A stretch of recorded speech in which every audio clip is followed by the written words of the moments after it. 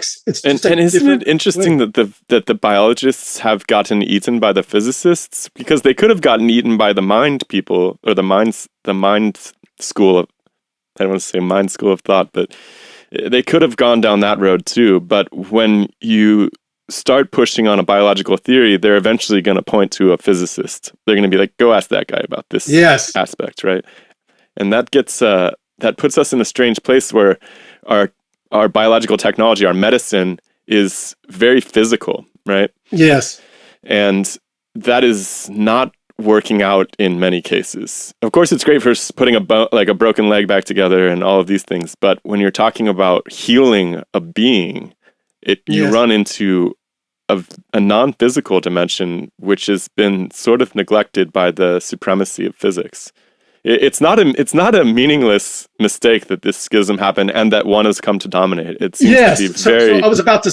What I wanted to say was the schism has been terrible for humanity in a lot of ways. Let me share what I think is the greatest tragedy in science, which relates to this. So, in my opinion, the greatest living scientist is Stephen Grossberg. He is a mathematical neuroscientist at Boston University. I did study under him. I studied under him because I thought he was going to explain consciousness, and he did explain consciousness.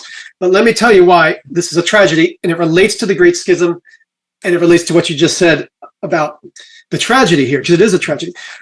So Isaac Newton started modern science, started modern physics, because he threw out all presumptions. There was plenty of presumptions, Christian presumptions about how the universe worked. He threw them all out. He said, let's start from first principles. I'm not going to have any assumptions about how the heck matter works, how the heck matter moves around, how gravity works. Start with first principles entirely, and piece by piece, I'll mathematize this, and I'll figure out how it works. And Newton did that. And then everybody else just started imitating him. But the first thing he did is say, I'm throwing out all the principles, all the assumptions and presumptions that are here, and just looking at the stuff itself and figuring it out. That's what needed to happen in mind science. Somebody needed to sit down and say, let's start with first principles, figure out the math, and just keep extending it the way physics did with Newton. The problem is, because Newton got there first and physics took off so much, and because physics looks so great, everybody in mind science at some point looks over at physics with envy and says, we got to be like those guys. Let's just latch on to that. Let's figure out how to express biology in physical terms. Let's express the mind in physical terms. That's why the idea of a statistical mind, the idea of a digital mind, the mind is a computer, those things came from outside. These came from physics envy. Like, physics is doing great with this math. Physics is doing great with like using logic and reductionism. Let's apply this to the mind. So this is deeply embedded in institutions, in universities, in journals, in academia. If you're a young person coming into mind science, coming into psychology, coming into neuroscience, you're not going to be exposed to the idea. Get ready for the mathematics of the mind, which is going to be different than anything else you've seen before. It's going to be a new math, a new way of thinking. They're going to learn the same statistics you learn in physics classes. They're going to learn like algorithms and digital theory and number theory that you would learn from that. And they'll even learn some physics as well. They're going to learn all the stuff that you learn in the physical sciences. And the suggestion is you can figure out the mind from this path, which you can't. What you need is a different math. Stephen Grossberg, at the age of 17, was a freshman at Dartmouth College, and he was given a challenge in his freshman Psychology 101 class. The challenge is, how do people remember lists of items, like a grocery list? And specifically, how come when we remember grocery lists, we can remember the early items in the list, the first items, and we can remember the last items in the list, but we have trouble remembering what's in the middle? No theory of mind in the 50s could explain this at all. Freudianism had no idea. Behaviorism, no idea. Cognitive science, no idea. This challenge entranced teenage Steve Grossberg, and he sat down and did what Isaac Newton did. He said, I'm throwing out all assumptions. I'm going to mathematize this from first principles. He, on his own, figured out the dynamics of the Y module at the age of 17. He figured out forward in time and backward in time processing. He figured out the short-term dynamics and long-term dynamics and how they interacted. He figured out something called the complementary thinking principle, by which two complementary dynamics bind together. He figured out, just like Newton did, the basic math of thought. And he spent the next 65 years building on that math, just like physics did with Isaac Newton. So today, Stephen Grossberg has mathematics for almost every part of the mind. He has mathematics for visual recognition, mathematics for audio recognition, for vision, for audio, for planning, for targeting, for all kinds of memory, for the experience, for language, for tool making. He's got math to all these things that he has built slowly and steadily, just like physics did for 65 years, by throwing out assumptions and starting with this idea: the math has to be the right math for the mind, not math borrowed from studying stars and planets. The brain is not stars and planets. The brain is its own thing. It needs its own math. He figured all that math out. Here's the tragedy.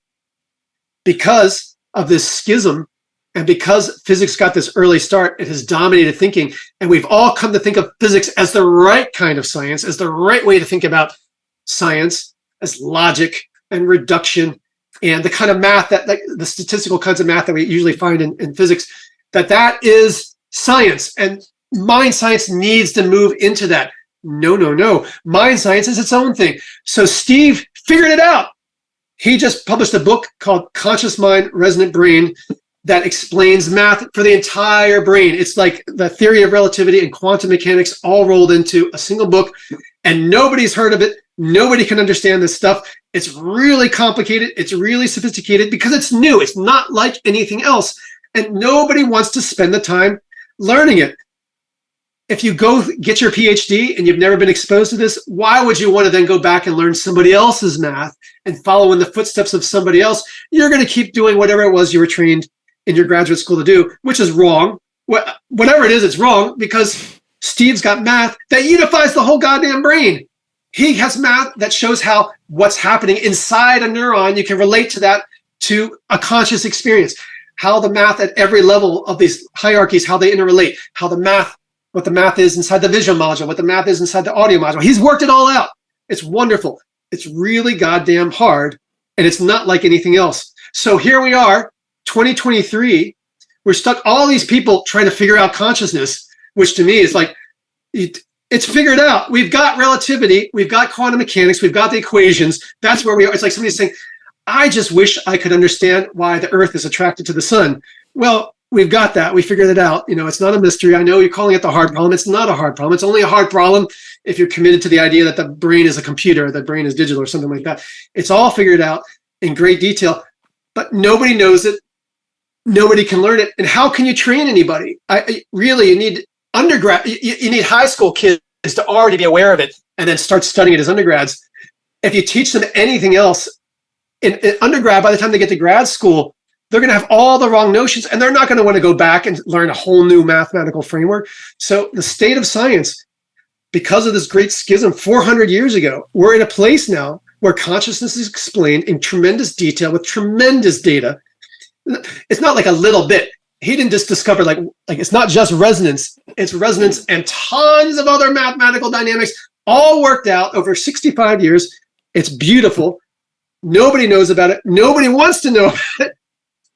I want to talk to him. Yeah. If you're a working psychologist, if you've maybe published a book on consciousness and didn't touch any of this, and suddenly you're told, oh, yeah, Steve, he figured it out. The reason you're so mistaken is because confused. He can explain it. Nobody wants to hear that. Nobody wants to feel like all the effort they put into understanding the mind and consciousness was always, the wrong road. So we're now stuck in this situation. We've got a clear answer to consciousness.